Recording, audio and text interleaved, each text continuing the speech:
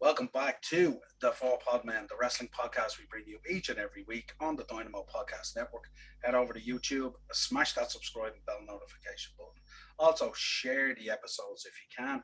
Audio versions of the show are available through Anchor, Spotify, Apple iTunes, all that good stuff, wherever you pick up your audio shows. And also, if you want to contact the show, you'll find us on Facebook, Instagram, and Twitter at @TPodman. Joining me tonight to continue our look back at the IC title reigns, Joe the Beef Dignan. How are we doing, Joe? All good, pal. I was heartbroken for Alan Wynne Jones at the weekend, but anyway, we soldier on. But the result of it was good, though, wasn't it? Who went in? Conor Murray, as far as I know, is it? Conor Murray is captain now. Yeah. What's this now? Lions. This would be rugby, the Lions story, the warm-up. Yeah. That's me bollocks with that nonsense. You have to be a man of many feathers in your bow these days. Yeah, I'm an Irishman, not a British and Orange Lions. Fuck off. You're an Irishman and you love ice hockey. Yeah. Just put that out there. So make sure and you guess go where, to the network. Go on. Guess where the origins came from? Ireland. Good. Also joining me tonight, the podfather of the Dynamo Podcast Network, Ian Dynamo Kelly. How we doing, Ian? By the way, go Lions. I'm only teasing. as a Detroit. Everyone's as a Detroit. As an NFL. Everyone's been watching it here. Everyone's been watching it here as well. So yeah, go Lions. As in the team. I figured we needed to substitute for the missing man that we have tonight here and kind of bring the Irish and the English into it there. And that was, of course, we are down a soldier today. He's gone AWOL. He's gone AWOL. That's it. We haven't heard from him all day. We said we'd put this episode together because we wanted to continue our look at the IC title. We're going to be looking tonight. I think somebody told him tonight was actually the debate of Hogan and Warrior, and he just kind of went missing and suddenly had to clear a container somewhere in China. I'm not sure. No, if that's the case, he's in a different county. Yeah, that's a scurrilous accusation, and I'm sure he'd be very quick to refuse it. Oh, he's been very quick to refuse the fact that there's a debate, even though fans are asking me all the time, when is this debate happening? So. Before we get into our IC thing, we're having a little chat about a potential trip to Dallas to WrestleMania next year. We're talking about that. So we said we'd try and start a bit of a wave or a bit of a ruckus, and we thought we'd push to get our man Akeem into the Hall of Fame. So we're going to be pushing Akeem throughout these shows, right all the way till the road to Dallas, to get our man Akeem, the one-man gang, into the Hall of Fame. Absolutely. That's what we're going to get trending. I'm pretty sure this motherfucker refused to come on a show, from me. So I'm not so sure. You boys can do that if you want. Okay. Well, we're gonna soften him up and we'll get him on eventually. Don't worry. Once he lands the Hall of Fame spot down to us, we get him on. We like him. He's kind of grown on us on this show.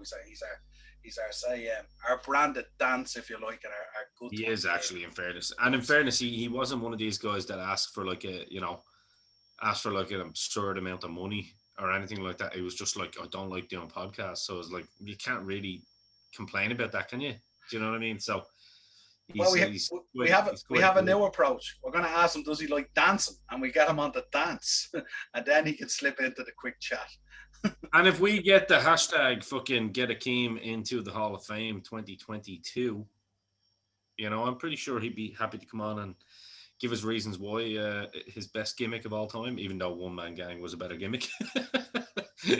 Not to us. Blasphemy. Have you not seen the way my hair is going? It's getting close. Yeah. You're just about 350 pounds short of it, and a sleeveless denim jacket with a skull and bones on the back. About 320. About 320. Nice. Anyway, let's kick on with the show. Anyway, yeah, we are. Might we say actually, the debut on the show of those beautiful, that beautiful backdrop there that Niall has. Look at that. That was prison work this weekend, without a shadow of a doubt. A lot of hours went into them. My back is twisted up from it. I hate IKEA with a passion. Yeah. Let's they kick didn't off. force you to buy the stuff, Niall. I didn't buy the stuff. This was Oh, bought did and you I not was know? told this was happening. Now, overall, it was a good idea. I'm not complaining, but a lot of work went into it. I had no time this weekend. Um, what it did lead me to believe also is that I should stop buying and collecting stuff. That it's just ridiculous. That's blasphemous. Yeah, no, because of about 12 other things on the way, and a certain person doesn't even know. Yeah. So we get on Well, she anyway. doesn't need to know. It's none of her business. The marriage is overrated. I'm going to start sending stuff to the shop again. Yeah. Anyway, let's kick on. Quick look back. IC title 2001 to 2011, continuing our series. I suppose overall, when you look at this decade, it's an interesting one insofar as a lot of top names held it. There was a certain amount of what we believe the gatekeeper to the main belt. But there was also some interesting title holders. And also a lot of matches were kind of gimmick matches, like ladder matches and stuff like that as well for the IC belt. So it was certainly an interesting decade, to say the least. But it kicked off with the man who we know on this show, Mr. Chris Jericho, 21st of January 2001 at the Royal Rumble, the ladder match. He picked up the IC strap, held it for 72 days before dropping it to Triple H,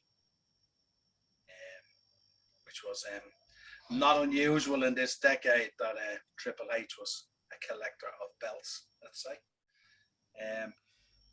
Who held it for 7 days and dropped it to Jeff Hardy, who held it for a phenomenal 6 days and dropped it back to Triple H. So this is this belt that we absolutely love and adore, and the quality of the history of it and everything else. It's this decade is a little bit weirder insofar as there's a lot of belt changes, there's a lot of short reigns, and I suppose we could argue a little bit of a devaluing of the belt, if you like. Joe, any thoughts on it? Look, as you said, we love this belt, and it's certainly a personal favorite of mine.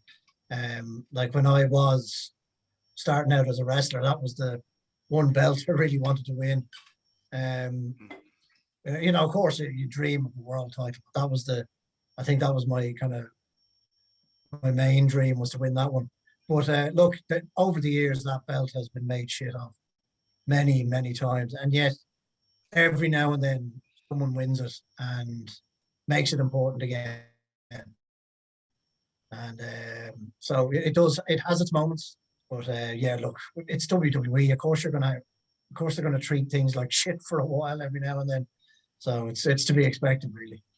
Ian, what you're thinking? I mean, we've gone through a lot of history of this belt. I mean, we looked at the 80s and we looked at the 90s, where certainly the belt was the gatekeeper for the big belt, if you like.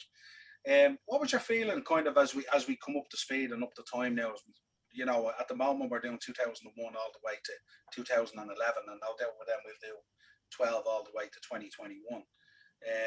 But certainly there was a huge devaluing of the belt through these decades. Yeah. You know what? Even like, just to put a bit of context on it, I know that sometimes people have this kind of perception, and Niall, we kind of cleared it up. I hope we cleared it up when I talk about the click kind of thing, you know what I mean? And I talk about H and Michaels, and it seems like sometimes when I'm talking about them, I'm in the moment back then, and I still hate these guys. I never hated these guys like Paul Levesque or Michael Hickenbottom as people. We're talking about, it's like fans of football players, or athletes. We have our players that we don't like, or our boxers that we don't like because of the way they act, in their profession. Doesn't mean that we hate them as human beings, unless they really are a shitty human being. And I think in this case, when you brought up there about Triple H, he's obviously stepping down just to kind of make shit of certain individuals, you know what I mean? And this is obviously at the point where Jericho and Triple H pretty much despise each other, and it's a different H now. I absolutely love H now, just like I love Michaels now. But when you look at that step down when he's already in the world title picture, it's nothing other than politics, isn't it? To come down and shit over a belt that, and it's just another notch on the belt, so to speak, no pun intended, And you're kind of going, what the fuck is the point in all of this? And I think that's where it really started to go downhill. I mean, I thought it went downhill pretty much, up into the late 90s anyway, personally. I mean, even Austin still had it, and he was like, I got bigger fish to fry when he was talking with The Rock. I remember there was a promo on Raw, if I'm not mistaken. And The Rock was having a bit of banter with him, and he just kind of fucking basically gave up the IC belt that was in the run up to WrestleMania 14. And I just felt that like that was kind of the last. I mean, Jericho, as you mentioned, Jericho, Guerrero, Benoit, Malenko, that whole Saturn, all those guys kind of brought a bit of a fucking reinvigoration to the IC belt. And they changed the look of it, which I was never a fan of that belt, to be honest with you. Just was not a fan of that oval shape. It's still nicer than some belts that came out now, to be fair. It's nicer than a lot of the it's nicer than those tag belts. Yeah. Just saying. But to answer your question, and I'm sorry for the segue, I feel that the Intercontinental title got lost in the shuffle halfway through this decade. You know what I mean? Yeah, it kind of nearly became. It sort of nearly evolved into like the gimmick belt, didn't it? Really, it sort of devalued down, and like it was like as if, I suppose they were doing things with it like nearly like the 24/7 title at the moment. Just stupid stuff, really. Like how many's the Miz on now? Like who knows? No offense to the Miz. I mean, the Miz is great at what he does. You know what I mean? But I mean, the Miz isn't a great. I mean, the Miz is actually a great worker. This is the difference. Some people think Miz isn't a great worker. It's complete opposite. He's a great worker. I wouldn't say he's the best technical wrestler or anything like that. You're fair enough if you want to say that, but to say Miz can't work is absolutely ludicrous, because that's exactly the epitome of what he is. He knows when to listen to the crowd. He knows exactly when to fucking his timing is just perfection. I think John Morrison actually is one of those as well now. I think that is really turned into just being around the Miz. You can see his timing's a little bit better. Morrison always had that, didn't he? He always had ability, but I can notice he doesn't do as many kind of I don't know. He's just become a more solid worker, and I think the Miz is. I mean, look, we're getting ahead of ourselves here, but the point I'm making is that a lot of people would think that the Miz isn't like your Rick Rude or your Kurt Hennig or your Shawn Michaels or Chris Benoit, whatever it may be. But I think that type of belt in recent years has been reinvigorated a little bit because of the Miz, because of how he portrays it, and his character. His whole persona is to put that belt over, and I think thankfully for people like the Miz, it's got a bit of a reinvigoration. I was going to say that, Ian, that the Miz has made that belt really important at times. Like that, I don't know if you guys remember there a few years ago when it was career versus belt, him and Ziggler. Like that was that whole rivalry was the talk of the town. No one cared about the world title, all about the Intercontinental title at the time. Definitely. It was brilliant, So it's had its moments like that, where it's been the be all and end all title. Yeah. And as I said, WWE I think in wrestling in general, they're always going to shit on things at some stage for a bit, and then bring them back like so. I think it's kind of who it actually ends up on, isn't it? And whether they bring that care to it, that it's actually meaningful to them, and that they present themselves as a champion, stuff like that, that they're not someone who's just picking up something that kind of fell out of another situation that didn't happen or something like that, kind of a knock-on effect. So, I think... like Ian said there about... Sorry. No, go ahead, Joe. No, just like what Ian said about Austin, just kind of tossing it aside because he had bigger fish to fry, and Triple H winning it after 7 days, and winning it, losing it for 7 days, winning it back, it just, he didn't need it, you know what I mean? As you said, no, lads, just for the sake of having gold around their waist, it could be even the petulance of being out of the title picture. and not being involved in the big picture. So let's go down and create a bit of havoc on the undercard type of thing. You know what I mean? And Yeah. I know exactly where you're coming from, Ian, with that. Yeah, absolutely. Yeah, it's not to really kind of throw fuel on any kind of bonfire here or anything like that. It's just more when you look back at that point, you can see kind of why certain people like H and all did have a bit of heat, and why some people are a bit pessimistic. You know what I mean about some of the stuff they did. But like, if you know, it's amazing now because it's a complete 360. Now someone like H will be campaigning to make that belt fucking mean something. Oh yeah, absolutely. So it comes with age and maturity, as Mr. Phil Anselmo would like to say. Absolutely. We get a couple What of the hell does maturity? Yeah, it's Phil Anselmo's way of saying Oh, that maturity, is it? Oh, sorry. Okay. Yeah, maturity. Yeah, it's a joke. Okay. It's a joke. Sorry. Sweden have gone through, by the way. Switzerland. Yeah. Awesome. I love upsets. Gives me I'm great a podcasts. champion of the underdog. For Gives anyone me- listening, you probably know already. It's a football podcaster's dream. Yeah. We get a couple of interesting names come up now in the next 5 or 6 rounds. Kane takes it off Triple H, who then drops it to Albert. That's a strange one, isn't it? Like when you're putting that belt on big men like Kane and stuff, like, because like that gimmick of Kane and say the Undertaker, they never really needed titles. You know what I mean? Even the Undertaker in the early 90s, I know he beat Hogan for a day, and then it went back. But even like the whole, if you look through the history of the Undertaker, the title wasn't synonymous with the Undertaker, really. It's funny because myself, there's a certain person in my family, we won't mention names, that's thinking of getting into wrestling. She's a girl, and I'm trying to show her different matches and stuff like that. You know, to get her kind of head into what to look at. And I showed her SummerSlam '97 with Taker and Brett, but with Shawn Michaels as the guest referee. Like, what an amazing match! 40 minutes, slow, methodical, and you're thinking Taker's the champion here, but you don't feel like Taker's the champ because he's just this dark presence that he's bigger than the belt. You know what I mean? Yeah. The gimmick is bigger than the belt. You kind of wonder with those darker gimmicks, what would they be like? You know, you love your horror stuff. My horror background, these darker gimmicks. Why would they even care about the belt? You know what I mean? It's kind of that way. Yeah, absolutely. Give a shit about here. Peace offering. Here's something. Unless it's the head of the person that he wants to fucking kill, nothing's gonna suffice. You know what I mean? And this is exactly what these kind of zombie characters like Undertaker and Kane are. So I never understood the likes of Kane. You know, the likes of Kane and Albert and all these guys being given the belt. Albert, to be fair, was a hell of a worker. He had amazing timing, so that makes sense to me. But the likes of Kane, like, I mean, this guy is pretty much, he's fucking Freddy Krueger, right? Yeah.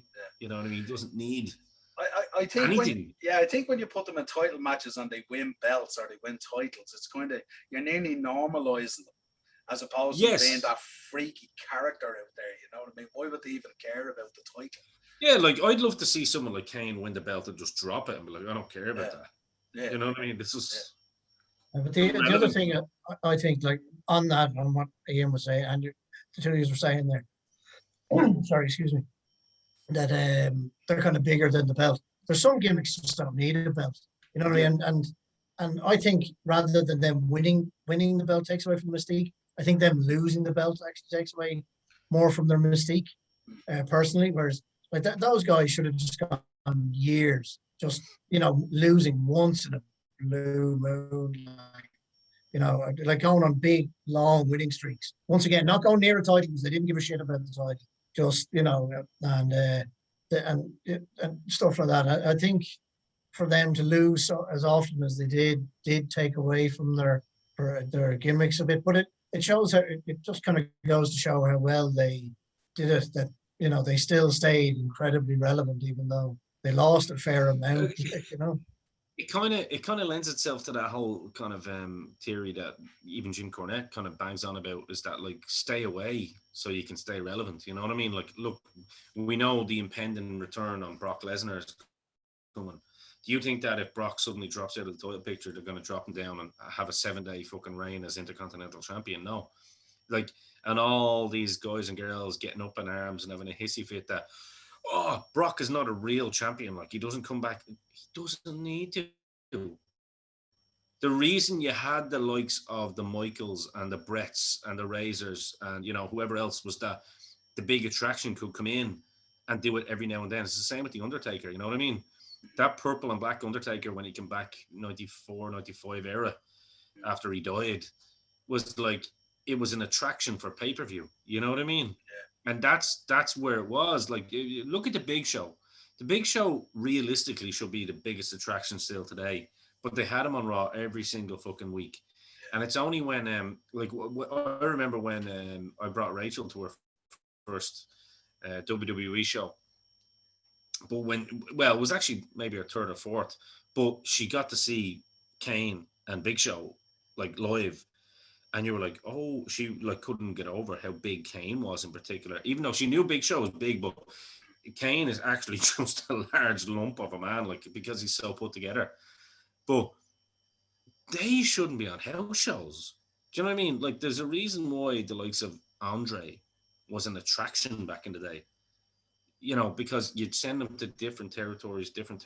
Now, when you've global television like WWE, that means you just send them fucking away for a month and bring them back, and send them away and bring them back. That's why Brock Lesnar is the most successful of the last, decade.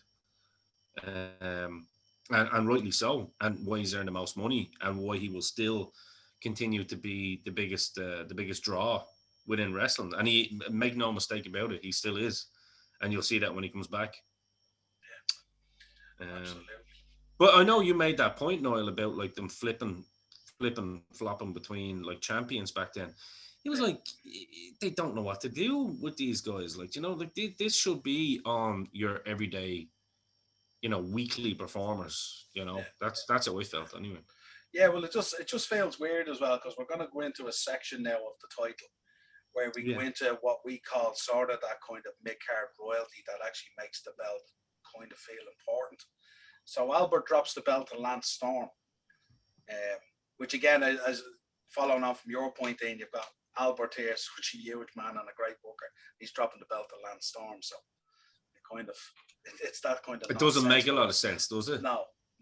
But then we go through a kind of a reasonable section of sense for the latter half of 01 and 02, where we go, Lance drops it to Edge drops it to Christian drops it to Edge, and then we have Test in there, of course. So Test goes in there. But again, Test is a big man. But he's a world champion. He's a heavyweight level, though. Do you know what I mean? Yeah. But again, I suppose with Test as well, when you talk about the Shark Tank that was in there, that's probably a good place for Test to be, even though he's a big man. You know what I mean? So it doesn't, with Test, it didn't seem kind of out of place, really.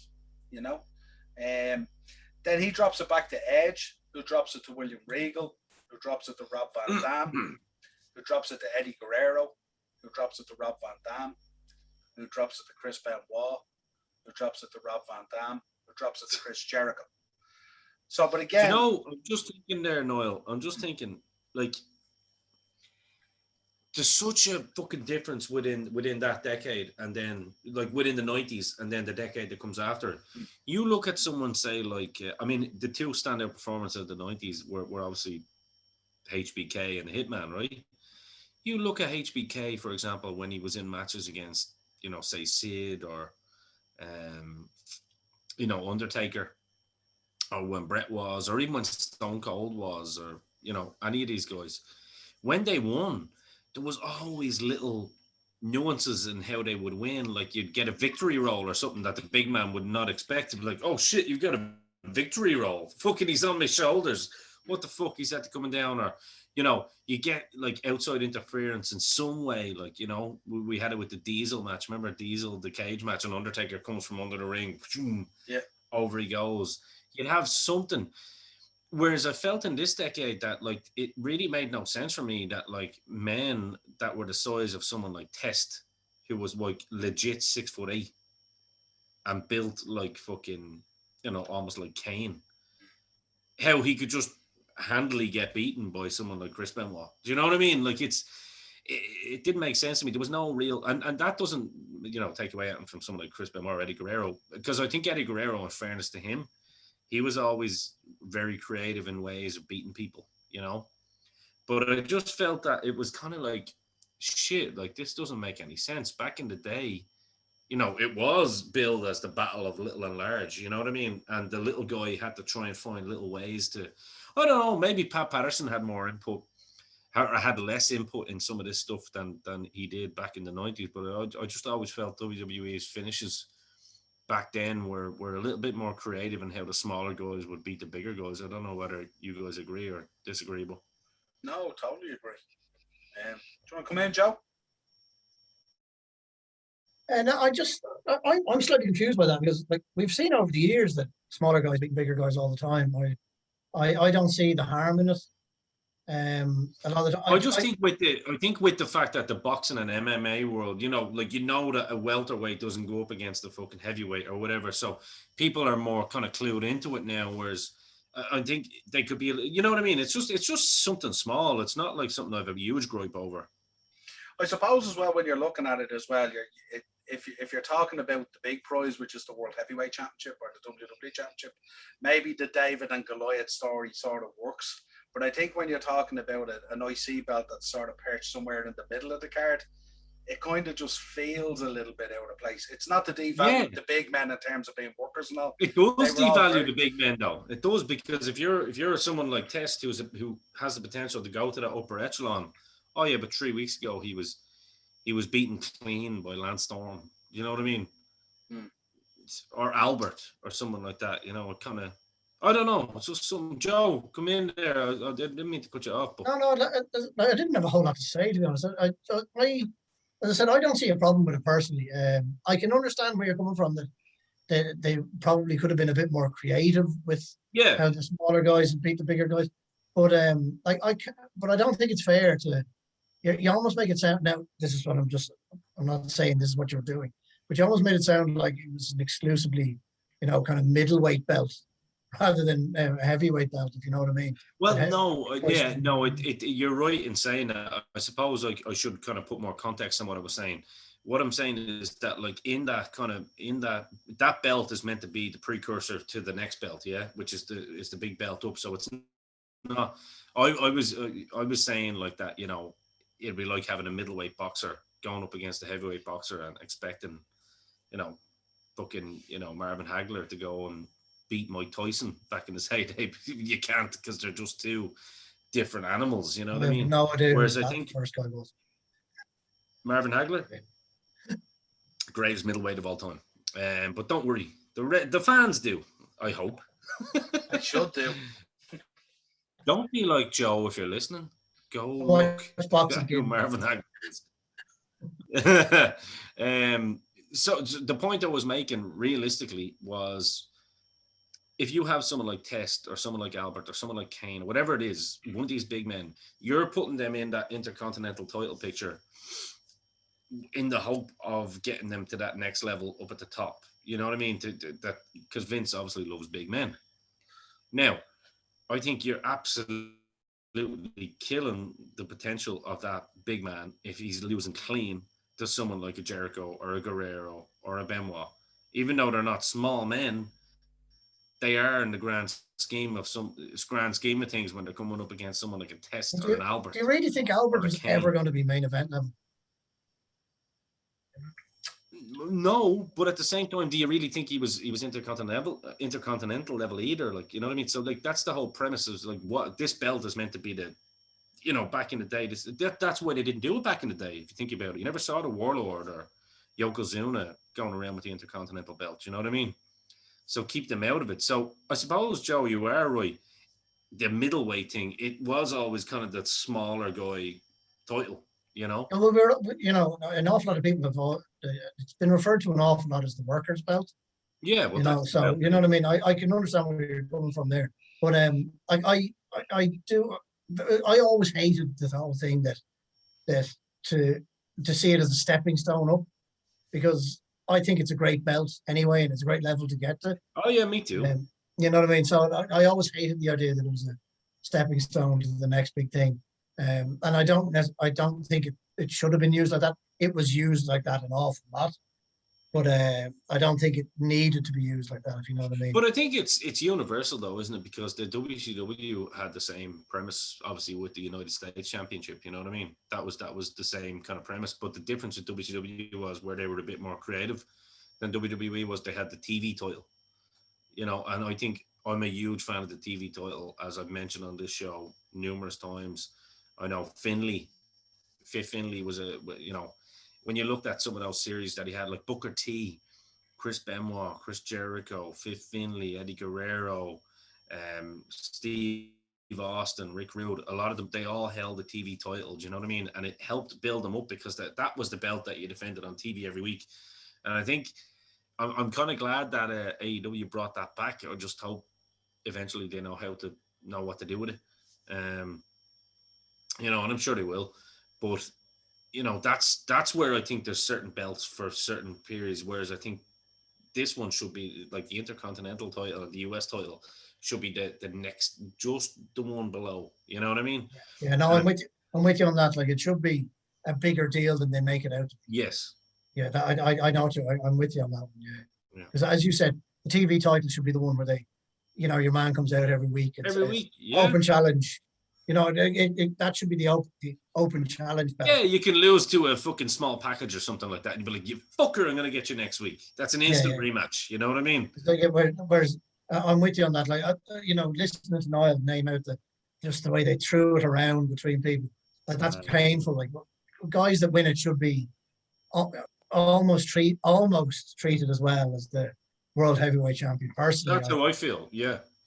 Well, Joe, if you think the first list is the way they threw it around, where did we get into 04, 05, 06, and 07?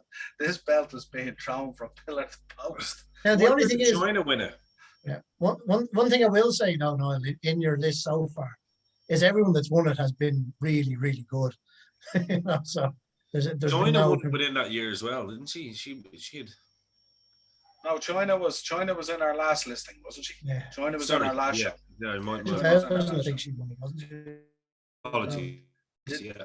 No, this is where we're going to start getting into the Shelton Benjamin and the Carlitos of this world. So, but after Jericho, then it goes back to Kane, and then it goes to Triple H, and this is a follow on here from you, Ian, the conversation we had earlier about Triple H. This was the title unification match at North Little Rock with Triple H, where he's trying to Kenny Omega with all the belts. Then it goes to Christian. It's funny, isn't it? Like, it's only when people listen to this now and they'll be like, shit, maybe Dynamo has a point. how much of a dick he was back then. Power is everything, isn't it? Until you understand how to use it. Politics, eh? Yeah. Then it goes to Christian, Booker T, Christian, Rob Van Dam, and Chris Jericho, and back to Van Dam. So these are very, very short reigns. This is a time where we had the Raw co-general managers there, Steve Stone Cold, and reactivating reigns. Yep. Quick one for you, because I don't know when we're ever going to do an episode on him, and maybe we will. But, like, for example, Booker T, in my book, was never, as soon as he won the world title in WCW, even when he came into WWE, he was never intercontinental level. He was world title level.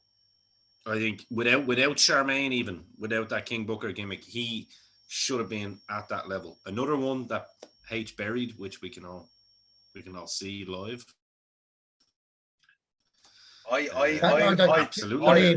I witnessed it live at SummerSlam, pal. Witnessed it live. Yeah. The no Joe, selling. you wanted to come in there? Go ahead, Joe. No, it was fucking disgusting what Triple H did to him. Absolutely. He's lucky he got away without getting the head boxed off him, realistically, with Booker T, Booker was on the way out the door. He was on the way out the door to TNA at the time, as far as I know. There would have been I'm actually getting a bit angry thinking about it. I was so pissed off when that happened. This is what I'm saying, because I look at certain people that you just mentioned there. Like, there's no way Booker T was ever intercontinental level, and that's not the disrespect. I'm with you if you say to me that it's a little bit of a special attraction with Benoit winning the world title, I knew Benoit was never going to be a big fucking player in, holding that belt a lot and drawing people in. Jericho, even, I would have said, fair enough. I understand H is the bigger draw, whatever. But Jericho had to come in and change his gimmick up and his character a little bit to become realistically a world champion, which he did when he cut the hair and he had the whole suit on and he called everyone sycophants. That was that was something that you're like, okay, that's a world champion. You know what I mean? But like in no way, shape, or form was Booker T ever intercontinental level. He was, yeah, he was way beyond it. You're right, he was way beyond it. Yeah, that's just I wanted to throw that in on behalf of Booker T because I think he gets overlooked and I think he's a fucking one of the most underrated wrestlers of all time, personally. Absolutely exceptional. Here we see, as we spoke earlier, a bit of credibility to the belt. The belt goes from Van Dam to Randy Orton. Mick Foley was the guest referee at the time. It was Armageddon in December 2003. And Randy holds the belt then for 210 days. Yeah. So we're starting to see the belt being restored to a bit of glory. What a guy holding it, right? That's a complete throwback to the 90s guys that we talk about. Yeah, absolutely.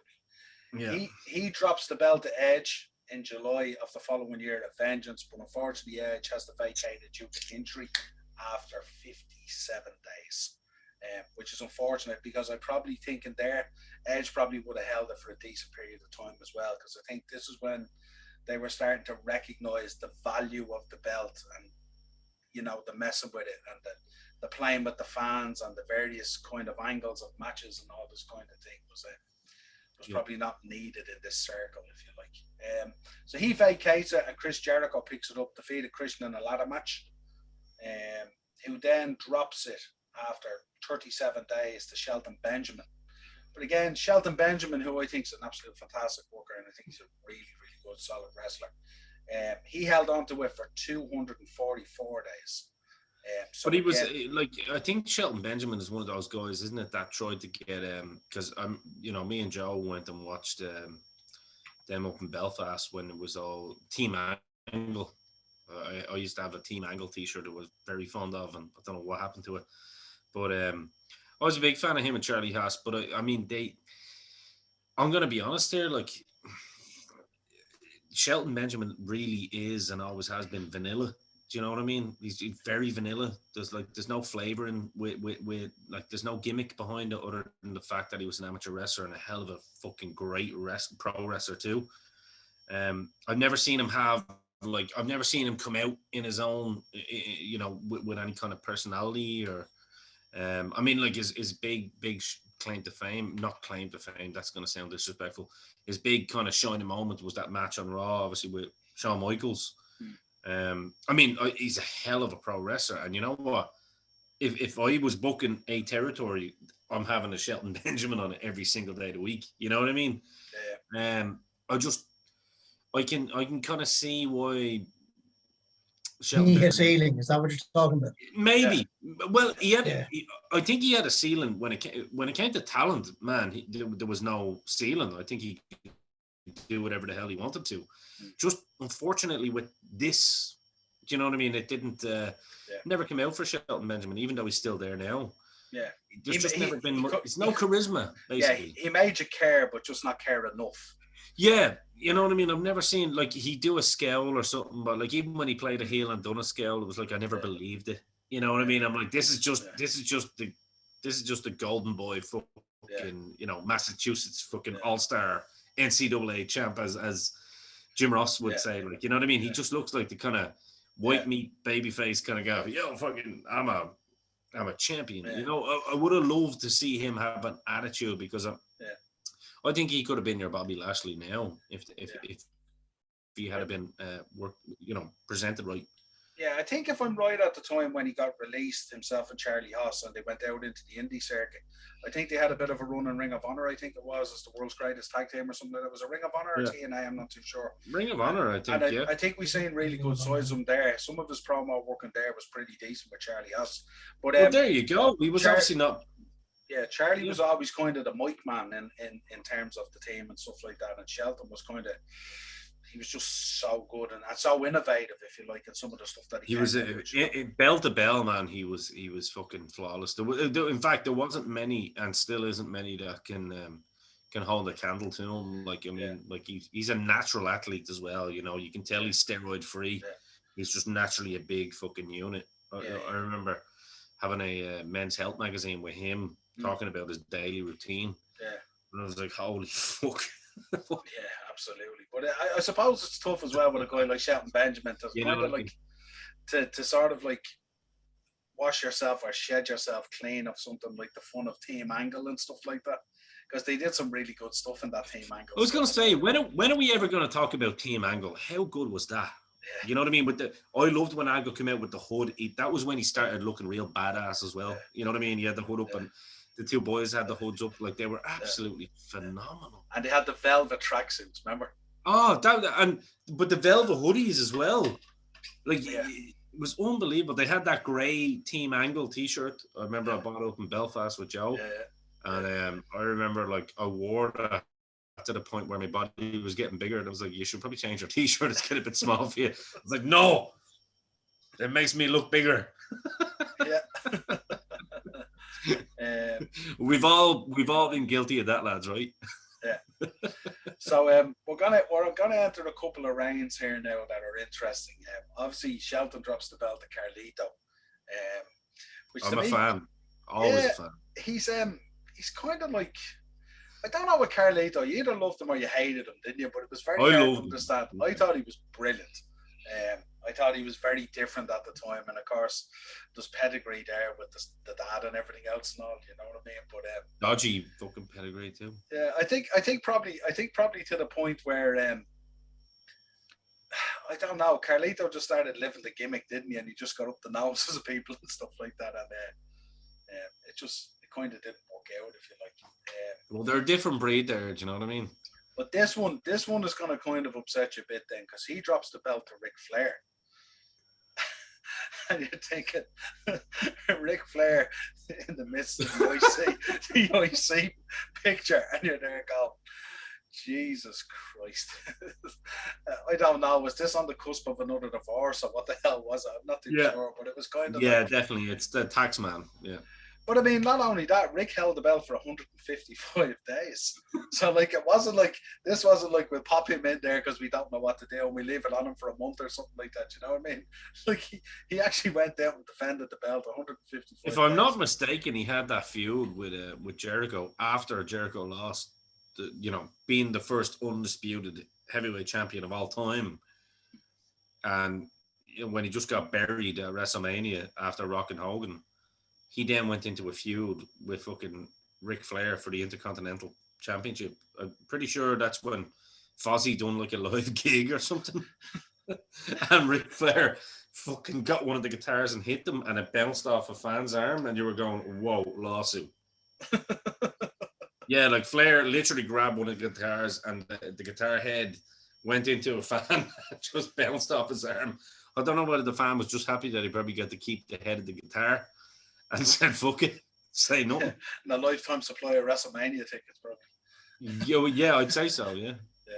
Yeah. We get a little bit more of flip-flopping here again, with the exception of Johnny Nitro. So goes from Flair to Shelton Benjamin, Rob Van Dam, Shelton Benjamin. Sort of small title reigns, 15 days, 41 days. But then it goes to Johnny Nitro. He holds it for 99 days. And that was the triple threat match involving Carlito. Then it goes to Jeff Hardy, and then from Jeff Hardy to another big man who I thought was very underrated and a super talent, Umaga. Rest in peace, Umaga. Absolutely, unbelievable character at the time. Yeah, and he's another one of those that didn't need a belt. You know what I mean? He just had to go out and annihilate people. You know what I mean? Like, he really could have been a modern day Yokozuna. Modern day Yokozuna. Yokozuna, or I was thinking Goldberg, where he just went out and murdered people in a few minutes. Sure. He never needed a belt. You know what I mean? He should have been out just taking people's heads off. And then, and maybe after a while go straight to the big one. Don't even fucking bother with the Intercontinental title. Just have him decapitating people until he got to the big one. But he didn't need to do that either. He was just one of those gimmicks that just he didn't need a title. He just needed to be taking people's heads off every now and then, you know. Yeah, absolutely. And Yeah, shout out to his manager Estrada as well, who I thought was absolutely brilliant. I loved him. Armando Fernando Estrada. Yeah, the Samoan bulldozer. Remember, it was so good. He used to always come out and he'd done it. It was like, my name is Armando. And he used to always say, it's Armando Fernando Estrada. Yeah. He always had that little cigar in his mouth, didn't he? Yeah. And he always had a couple in the pocket as well. Remember? Yeah, it was cool. Yeah. Fucking brilliant, man. Yeah. So then this is gonna really now. This is gonna try your patience. Umaga drops the belt to Santino Marella, who got picked out of the audience by Vince McMahon. It's just madness. Joe's there, eyes closed, going, at what point was this a good idea? And not only that, it was a no holds barred match. You know what? I think for a while I thought Santino had a job for life, you know what I mean? Just with the, you know, he used to crack us up. But yeah, when he's beating the likes of fucking the Samoan bulldozer, who you're thinking, good Lord, now you've got something. This is also the time, let's not forget where, and we should also talk about something modern here, and this kind of coincides with what I'm about to say. This shows that some of these absolute idiot, like Z-list comedy / Hollywood writers that get brought into WWE, this is what they give you. Do you know what I mean? We all heard about that chick that's been sacked this week. She got fired 2 days after she got hired because she was literally a Hollywood writer, not even a Hollywood writer, like a comedy writer and a comedian apparently, and went on a show and said she called Bobby Lashley. I think his name is Bobby Blashley or something. I'm not too sure who he is, but yeah, basically I've been signed by WWE, and you know, it's just another notch on my belt kind of thing. You know, I don't know anything about wrestling, but she's literally saying this, and thank God someone in WWE heard it and just went, offers off the table. Yeah, but Ian, is that her fault or theirs for hiring? Theirs. And I think it's theirs for hiring. Completely theirs. I don't think you can blame her. No, I mean, well, no, I can blame her on being an idiot and not thinking that someone might possibly be listening, and like trying to have a little bit of professionalism about yourself. But absolutely, it's their fault because that's what they've done.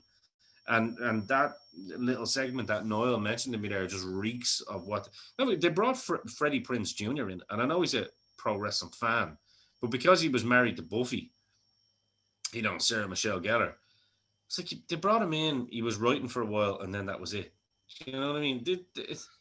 They did make a lot of those decisions back then, didn't they? Where they brought people in because certain shows were flavor of the month, and they just wanted to tag in or link up. But yet Vince Russo still gets buried for bringing David Arquette in.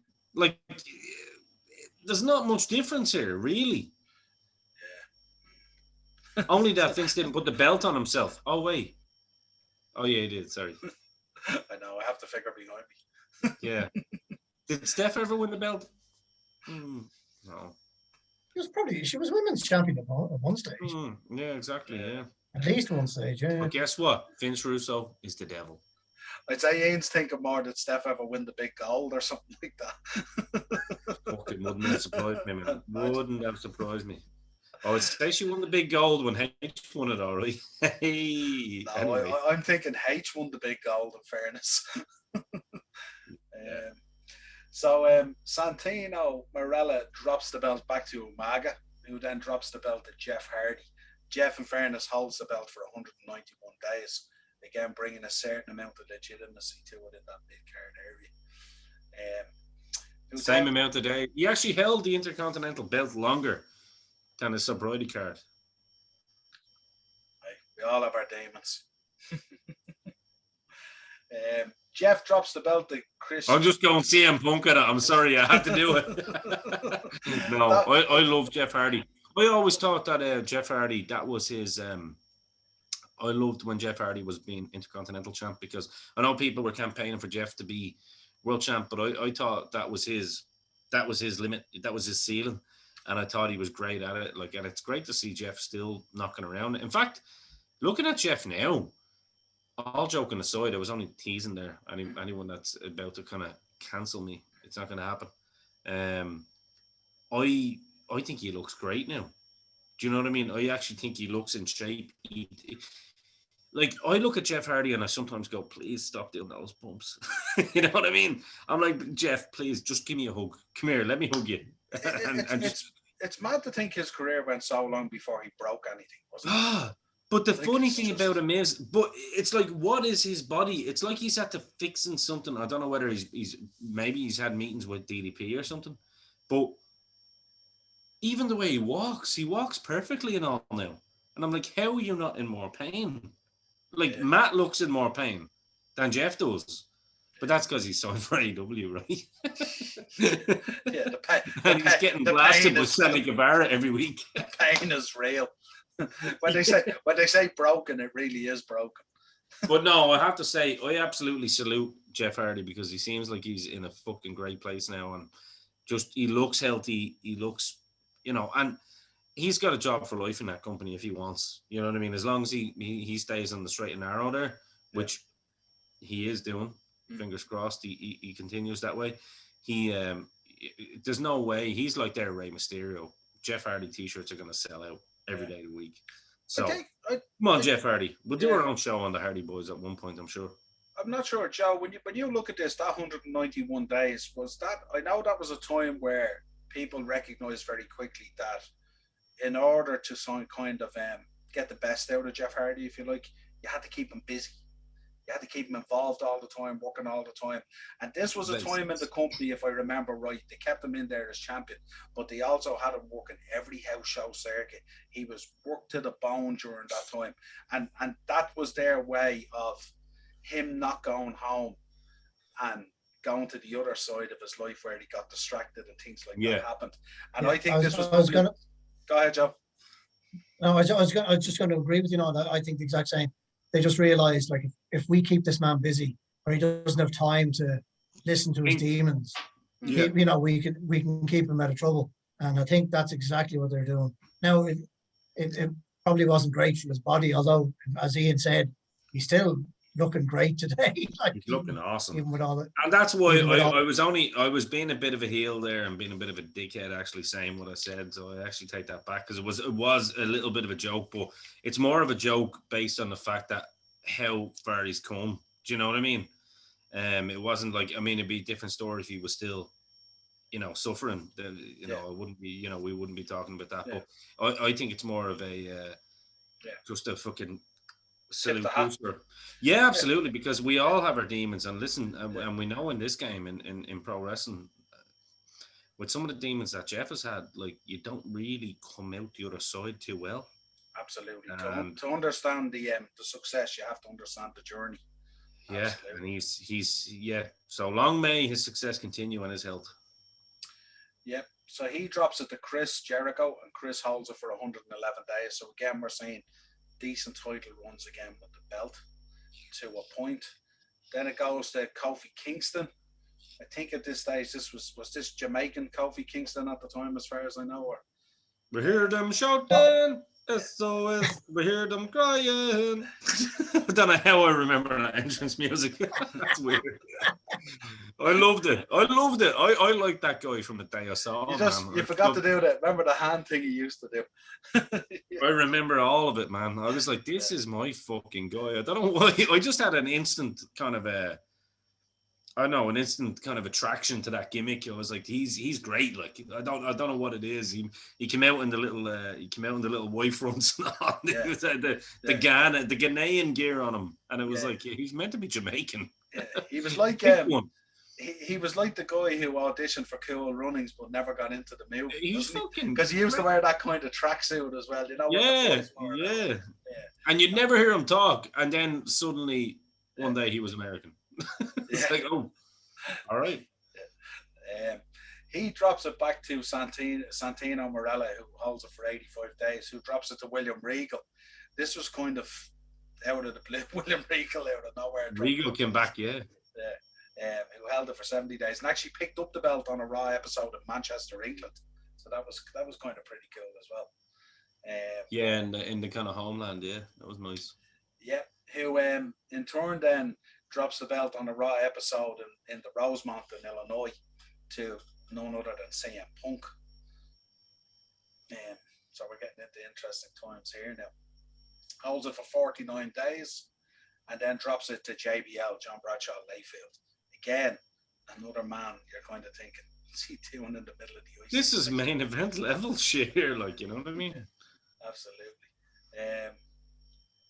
He drops the belt to Rey Mysterio at WrestleMania 25. If you remember, this was the Joker Rey Mysterio came out. Probably one of the shortest Mania matches we'll ever see. We know that JBL had problems with his back and had to head off.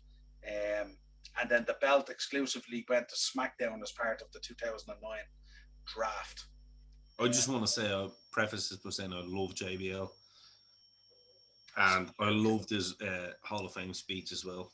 Yeah. And Mysterio as the Joker was pretty cool as well, in fairness. Absolutely. I don't know. Maybe people are going to expect that from me to love JBL. You know, a lot of the people, my friends, are going to be like, yeah, look at you dirty little Republican. but it's like, no, I like JBL. JBL's the epitome of heel, right? You know what I mean? He's one of the last, I think, great heels that we got in the modern generation. Personally, you know, one of those guys that could potentially get shot or stabbed. You know what I mean? That's the way he presented himself. You know, Would you agree with that, Joe? I'm sure there's others. I'm just trying to. But as soon as you said it, I was trying to take in the mainstream, though. Other guy that, I was just thinking, but surely there's other guys that could get, and there's not that might get attacked out in the street. And I can't think of any off the top of my head. It's something I'd have to go and CM Punk tried, but they loved him for it. You know, Jericho. Oh yeah, with the actually he got spat on. Yeah. Before, didn't he? Oh no, sure, he got attacked going into his car and had to hit the chick. Remember? That's what I mean. She spat on him, didn't she? And then I think the boyfriend pushed. Oh no, she pushed his head into the top part of his car. Yeah. She spat on him first, and he accepted that. But then when he went to get into his car, she pushed his head, so his head hit the fucking. Yeah, he hit the over thing on top part. Yeah, and then he just turned around and went, yeah. The thing with JBL, but the thing with JBL was he did his job so well. Like one thing that sticks out in my mind was that segment he did where he was patrolling the border. Like it's just at night. Like, what the fuck? Like it was so hateful. You know what I mean? He was just a horrible shit. But you know, and at the time I absolutely despised him. But looking back, it's just brilliant. Like what he was doing was phenomenal. Yeah. You know? I always remember as well that the chemistry with him. He played on certain politics at the time, yeah. Yeah, that stuff he did with Eddie Guerrero. My God, just talking about pushing the envelope. Good Lord, this man knocked it right out of the. It's just fantastic stuff, though. Do you know what I mean? Like, and I'm sure Peacock is probably going to ban all of it, but I thought it was great stuff. Well, as I said there, Ian, I hated him at the time. I wanted to kill him. It's just looking back. So did I. I absolutely hated him too. I was always on, I was Team Guerrero. Although I used to enjoy him beating up John Cena. I wasn't the biggest John Cena fan back then. So, but then I grew into becoming a John Cena fan. Yeah, we push on. So Ray drops the belt to Chris Jericho in a no holds barred match. Remember back, I think it was a fabulous match from what I can remember. Most of Jericho's matches. How could it not be? Who again drops it back to Rey Mysterio at the Bash. This was the mask versus title match, if you remember. And this is where Jericho was nearly tearing the mask off, literally, Yeah, he went Dynamite Kid Tiger Mask on that, where he was like trying to. Oh yeah, absolutely. Yeah. Ray drops the belt to John Morrison. Now in turn drops the belt to Drew McIntyre. I think at the time this was Drew who was in there as the chosen one, if you remember. I think that was the original one in there, where we had big expectations for Drew, but personal stuff got in the way, and he needed to. He was hanging around the Dynamo for too much in the build up to that. He needed to go rejoin himself and come back to. He got hooked on Marlboro Reds. It wasn't a good look. Yeah, absolutely. This was the one he held it. Funny enough, for 161 days, and then the Teddy Long, the suspension that came. Remember, Drew was having some personal stuff outside of. How good was he as a GM? Brilliant. We could almost be doing the Hakeem dance. Yeah. Hakeim. No, Teddy was more the. All right, player.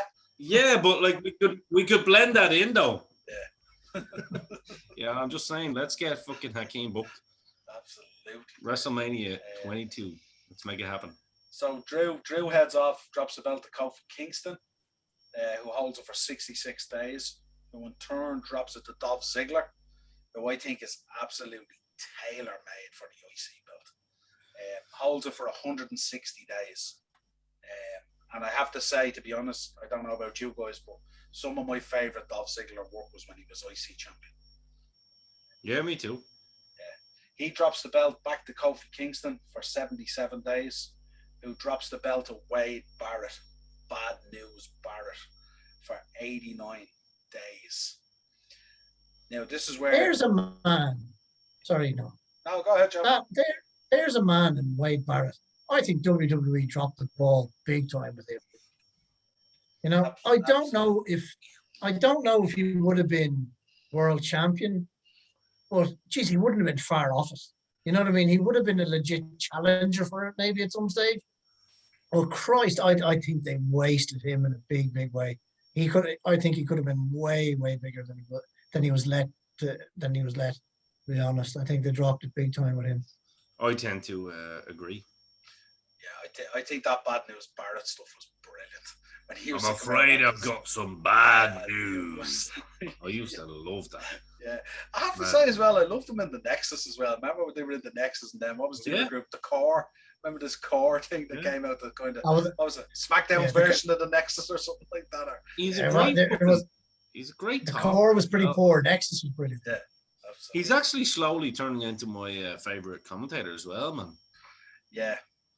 I think a lot of it's to do with accent as well, isn't it? Because I really like Nigel McGuinness when he's commentating as well, but they have that kind of like, it really reminds you of the old world of sport type of stuff, doesn't it? It's a real like especially for the likes of me and Joe and you, Noel, obviously, who grew up listening to that stuff. For us, it's kind of like we got trained by some of these lads. Be like, all right, now get fucking on there. You know what I mean? You'd be like, what? Yeah. What was that? You know what I mean? It's like, and you have to kind of like learn it real quick, or else get your fucking chin taken off. But no, I absolutely love Wade Barrett. And he was a legit like street fighter and everything. Like he done bare knuckle and everything. That's a dangerous man. He's fucking dangerous. Yeah, he was one third of the British invasion that came in here back in the day on the indie scene. Remember? Great fucking worker, man. And looks like he could still go. But he's obviously happy doing what he's doing. So all power to him. So speaking of one guy, he drops the belt to Ezekiel Jackson. You're looking at me strange there, Ian. He was, I'd say I don't know a huge man. I would imagine he was Brian Kendrick's bodyguard, if you remember, originally. I would imagine Vince McMahon rubbed himself silly when he saw him because he was a monster. I'm just going to leave that comment there. Rubbed himself silly. Unbelievable. Well done. Love it, Joe. But no, like think about it. Like look at the size of the man. He probably did. I'm totally agreeing with you here. I'm not disagreeing at all. Yeah. Yeah. You know, he was a monster. He was a reincarnation of Ahmed Johnson. I'd say he was delighted when he arrived, but he wasn't much good. Like Yeah. I'd say, but I'd imagine Vince McMahon just saw dollar signs and he saw him. But it didn't work out, unfortunately. Yeah, I remember when Kendrick was doing that D. Brian Kendrick gimmick. Remember, and he had the white leather jackets and all. It was kind of nearly like a Shawn Michaels throwback, really. And Ezekiel Jackson was the bodyguard. He used to come down in the white Miami Vice trousers and the open white shirt on him, and he was pumped to the gazelles. He was absolute massive monster. I remember who you're talking about. I'm telling you, and if you saw a picture of him, you know who it was. I know exactly just who can't you're picture talking it. about now, yeah. He's slightly shorter version of Ahmed Johnson. But he held was the belt. shy, right? Yeah, well, he held the belt for 51 days. Grand. And then he dropped the belt, and you'll be happy to hear this. Cody Rhodes gets the belt and holds the belt for 236 days, rounding out 2011, which is kind of what we regard at times as wrestling royalty. So yeah, even today, that's kind of nice to hear because I still think Cody is regardless of what people's thoughts or opinions are on AEW or whatnot, I think he's still the shining light within that, regardless of what people might say or don't say. So yeah, I know exactly who Ezekiel Jackson is now. He's a fucking monster.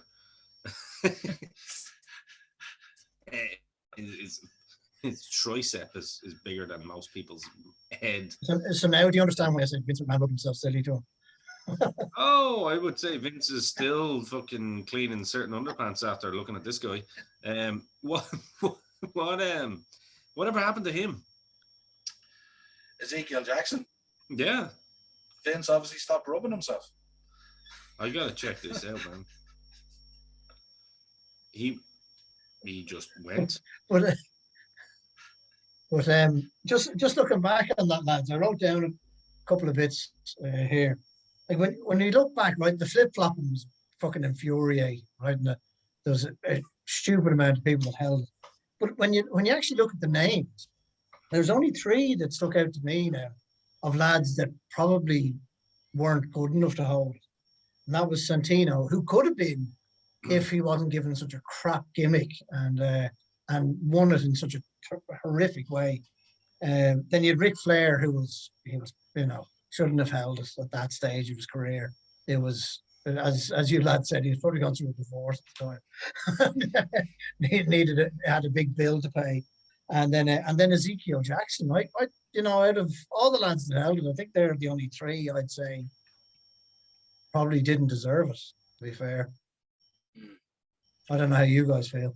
I think I might get a lot of hate for mentioning Ric Flair not deserving a title, but I just think at that stage he shouldn't have been in that picture at all, personally. Then again, he was still fucking working better than anyone else. He went in his retirement match and had a match with Shawn Michaels, and people think it was just Shawn Michaels that made that match, but he also had a match the year before with fucking Undertaker as well, or whatever it was, maybe a couple of years before with Undertaker, where it was a pretty good match. And Flair, listen, when someone decides to put gold on Flair, I ain't fucking debating it. It's one of those things that you're like, all right, well, who is coming up that's gonna work harder than him, even at fucking 60 years of age or whatever age he was? You know what I mean? Yeah. I don't know. But it also looked like a throwaway, and like they threw it on him for a while. And I'm not happy with it. I would have much preferred Flair kind of go away and come back every few weeks and see him as the novelty of Flair would be much better then. It was like Piper. Piper would go away and come back. Yeah. And when you saw him, even though he had a big belly and all that, like it was like it's still Roddy Piper. You know what I mean? And you're gonna get some fun and entertainment here. Whereas I think Flair, obviously, I think he openly admits it. A lot of fucking alimony. I think they kind of had to find something for him as well, because if you remember back, you were coming like Evolution had kind of finished, and the guys had all spread, and the way they ended all that and all. And poor Flair was like, "Oh, what the fuck do I do?" Yeah, and it's kind of what it was like H sort of saying like we have to find something for him, you know what I mean, type of thing, because obviously Randy, his career had taken off. Dave, obviously, his career had taken off. Batista, you know what I mean? And Flair was kind of nearly the forgotten son, if you like, for lack of a better word, or the forgotten child. So yeah, they had to obviously find something for him to keep him kind of relevant and keep the, obviously, I suppose the most important thing was keep the paychecks ticking over at the time, I'd imagine. But yeah, It no, does, it does, it does smell of that Niall. It really does, doesn't it? Like, yeah, when it's, you know, you go down through the list, and you have all these guys who, yeah, were, some of them were getting primed to move up into that next position. When you see the likes of Punk and Jericho and guys like that and stuff like that, and you know, Jeff Hardy, of course. But then, Rob you Van know, Dam. as you said, you drop in a Flair, 16 times world champion, out of nowhere, boom, into that list, you know. And then, as you said, Disappears off it again. you've Santino in there. And during this time, remember, you had Santino, who had been doing, you know, he had won the Divas Battle Royal at 25, I think, as Santina, and all these different things. And Which although, was hilarious, by the way. yeah, and although I found some of his comedy stuff, again, it's kind of the flip side of what we talk about when we talk about guys who don't need belts. His comedy stuff was definitely entertaining at the time. There's no doubt about it. But again, it devalues the title once you put the title on it, because when does the title become, you know, when does he evolve? When we talk about these layers of a wrestler, where does he become the IC champion, and where does the comedy stop and the reality Yeah, kick in? but you, not only did he devalue the belt, Niall, he also devalued Umaga in winning it, which was a bit of a mess as well. Like, you know. I think that's what, you know, to kind of do an overview of that kind of list and kind of group of characters. Like, you've got some great, like, you got some great reigns in there, but you can see as well how, like, the company don't give a shit about this belt anymore. It's like, yeah, this is just like a token fucking. Oh, we'll give it to this guy for a little while, you know, and I But think there was no. Sorry, go ahead. yeah, go ahead. I was just saying. To your point there was no long term thinking with it. No, It was all. Oh, sure, we might as well put it on someone else tonight, and then the next week, oh sure, we'll put it back on you now this week. There was no long term planning ahead with it, and you see, and Vince you can Vince see that. sold the soul a long time ago. Like, people that think that, like, Vince gives a shit about what goes on in the ring are very mistaken. Like, because, you know, I do encourage people to listen to the likes of Jim Cornette and other people that have been around them, and you can actually find it almost in the guys that he has working for him now. Even when you listen to the likes of Bruce Pritchard's shows, you can hear it. That, like, as soon as they went, you know, public and all that shit, that was it. You know, it used to be the round table at the pool where they'd actually put effort into writing these stories, and Vince was very, very interested in who was going to be the next guy and who was going to be this guy and who was going to be that guy. And to be honest with you, it's the same premise, lads, realistically, isn't it? Like, you can bring 5 guys to Vince and go, here's 5 potential baby faces and here's 5 potential heels that you can go with for either show. You know what I mean? And if we build the company around whoever comes out of this on top, then you've got your next John Cena, or you've got your next fucking whoever. Obviously, Roman Reigns is your guy now, but at the same time, you can build it. But Vince is so old now that his interest is gone. That's how I feel anyway. And he's hiring these idiots. The public, going public's the worst thing they've ever did. Probably the best thing for them, but the worst thing that they've ever did now, in the sense that it's not really an organization anymore that you can really expect much wrestling out of. Let's be real. It was good for their pockets, but I don't think it was good for the product. No, not at all. And even if it was private, it still would be fucking very good for their pockets now. You know what I mean? If they went private. Oh fuck yeah. If they went private now, it would be super good for their fucking pockets. You can be guaranteed that, and you might get a little bit of passion back. And it'd be interesting to see how that story goes. We've obviously talked about, you know, the potential sale of a company and all that, but obviously when we see H come into Power, I wonder, will those meetings around the pills start happening again? Because we're looking at more and more people getting released, you know, almost on a daily basis, and rightly so. No one ever wants to see a guy or a girl get fired, but there's not enough spots. You know what I mean? Yeah, as and a business. but I think like that last year when they had that huge release of, I think people were pissed off because there's nowhere for them to go at the time. Whereas now things are opening up a bit. There's options for them now, so I don't think people are too upset about it now. If Yeah, you know what I mean. I mean, So I read some of the names that have been released from the recent one, and you're going, who the fuck is that? You know yeah, what I mean? I was like that with a couple of them. I was like, I don't know half of these people. You know, Fandango is gone at 39. You know, I think they may have missed a beat with someone like Fandango personally, and Tyler Breeze is young enough to probably go away and reinvent himself in a different way, because I think Tyler Breeze is a hell of a worker. Like He's Fandango, talking about quitting altogether. well, maybe they should. Well, if he's talking about quitting, then he should. You Yeah, know, because he's helping run the school and it's going really well. So yeah. they're Well, thinking he might concentrate on that instead. that's the main thing. But I think it's gonna. I just wanted to bring that up. Like it's mad when we think back. You know, Pat Patterson, Bruce Pritchard, and you know Vince would have been sitting around going, "Let's put the belt on Warrior." And then we're going to see how he goes, and then we're going to put him in WrestleMania 6. And this went on and on for years, you know. But as soon as it went, but what do you think about that, Noel?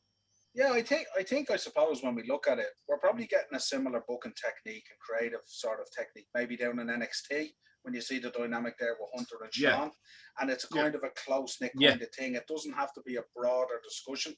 I think when you move into the Raws and the SmackDowns and the pay per views of this world, it becomes a broader discussion, and it just the decision making. I suppose it's so varied. If you can imagine, like Hunter maybe and Sean maybe involved in that, and they're liaising with, as you said, these Hollywood writers. And Vince is trying to find some way to pull it all back in together to make a decision and stuff like that. And it must be a difficult task as well. I mean, if you look at this decade, 60s, well, he's put himself in that position though as well, you know. He has. It's not a sympathy thing in any way, but if you look at this decade, it's 62 different reigns. And of the 62 different reigns of that decade, you'd only 9 reigns in excess of 100 days. Crazy. So you know what I mean? Which is crazy for a belt that's held in that regard. And it's interesting, the dynamic on our podcast when we've gone through the Tito Santanas, the Macho Mans, the Ricky Steamboat, well, not so much Ricky Steamboat, but obviously, but you know, the Honky Tonk Man, the Pedro Morales and all this. And then we moved into the Shawn Michaels and the Bret Harts and all that kind of stuff, you know. And now we've moved into this, and you see the evolution. It's nearly you're looking at the actual evolution of the company in terms of how it had to evolve. But you also, I suppose, have to take into account that this decade, it was a very tough decade for them insofar as we lost Eddie Guerrero, we lost Chris Benoit, various things like that, you know what I mean? And then obviously the spotlight was on the company a lot as well, because of these things, you know, and it kind of had to kind of find a way to evolve to kind of, I don't know, satisfy the anger that was out there maybe in the populace, if you like, you know. But yeah, I don't know. It's a difficult one. I just find the more people they get involved in creative and in booking, the more diluted it gets and the more delusional it gets. I think if you keep it nice and tight, I think you get a much better product with a much more solid foundation. It should be one guy. It should be one guy with a team of 2 around him. Yeah, well, I mean? I'm not too sure. Like, I suppose it's not so much the numbers that I care about. It's more their impact on the business, if you like, to sit at that table. Well, look, we're looking at the shittiest period in wrestling history over the last 10 years, in my opinion, anyway, in terms of regular good stuff going on, especially in WWE. It's been shit other than the odd little spectacle, the odd good match here and there. Yeah, we see glimpses of stuff that we appreciate. Yeah, we see glimpses, but the wrestling that we love all came from 2 or 3 men. You know, it came from the likes of Cornette, Bruce Pritchard, fucking, you know, Pat Patterson, sitting around a fucking pool. We look at Bruce. Don't forget Double A there, Ian.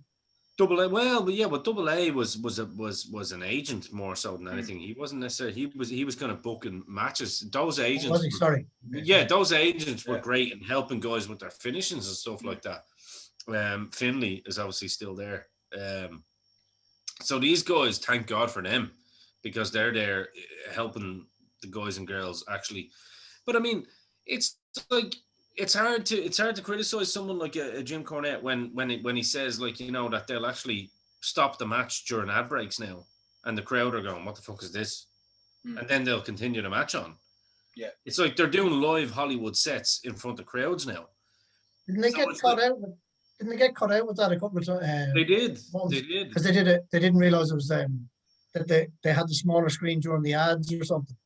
It was the girls. It was the girls. It was the girls, and they all start fucking talking to each other and going, "Oh, how's your nails?" and all this kind of shit. And it was like, what are you doing? Like, the fucking, like, the show has to go on. Like bring me back to the 90s. You know what I mean? Like, it's funny. We done myself and Noel done that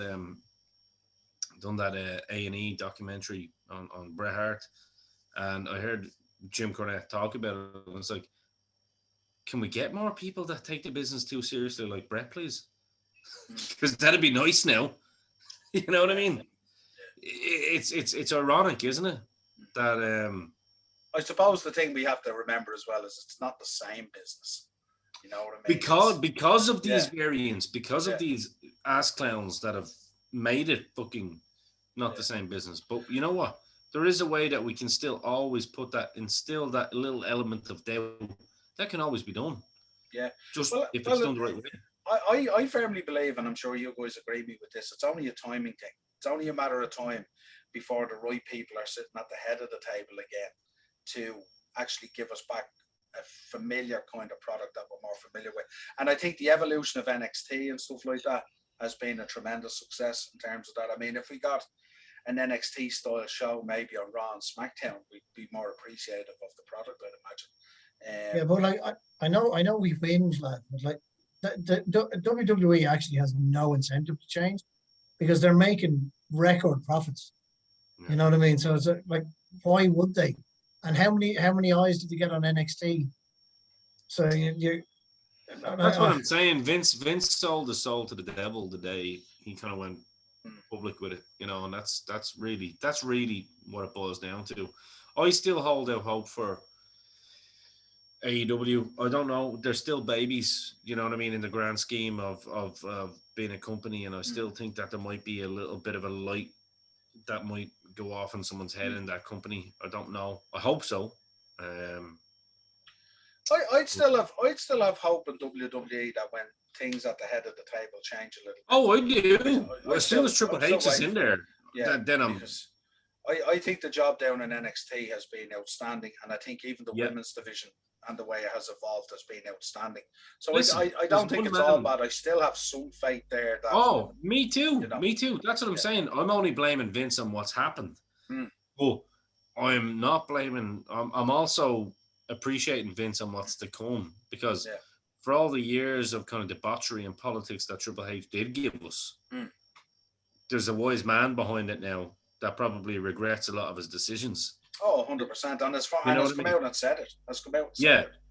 You know, and his right-hand man and Shawn Michaels there, who's a very fucking fine man these days, is there with him. And like, I know if you're hiring two people to fucking run your company, they're your boys, right? You know what I mean? So especially in that arena, in that area anyway of the business. You know? I suppose I'd love to see them kind of being able to kind of look into their phone book and calling the likes of a Brett or something, or, you know, whoever else it may be, and be like, here, do you want to come up and fucking work some shows? I suppose, as you said, with it being, you know, going traded as a public limited company and stuff like that, I suppose, publicly quoted company, I suppose the dynamic between satisfying the fan base and satisfying Wall Street are two very different dynamics. That's fair. Yeah, because you know the likes of Bruce Pritchard and all, once Vince is gone, that's it. Like, H will be like, yeah, little yes man, bye. See you later. You know who they need to ring in? Back to your fucking podcast. You know who they should be ringing when they get the chance? Raven. Yeah. Bring him in. Apparently he is.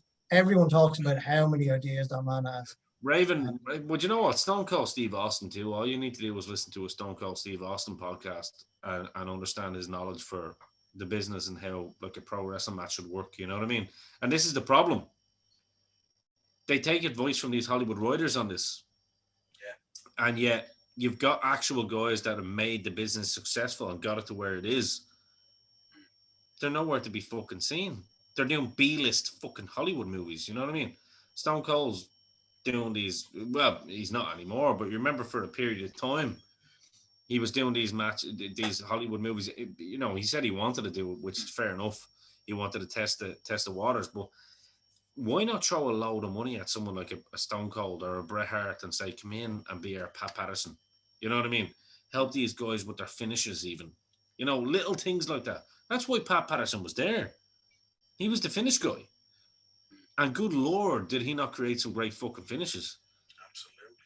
You know, people sitting back home there are going to, it's not that hard to come up with a good finish. Is it not? Try it. Yeah. Because like, you can see, just talking about Pat Patterson there, you can see there isn't someone like him backstage. No. The amount of fucking surprise roll-ups is painful. Exactly. Like little things like that. Genuinely is painful. Just surprise roll-up. As I heard one fella saying, like the most devastating move in all sports entertainment, the surprise roll-up. And it's just, you see it so often.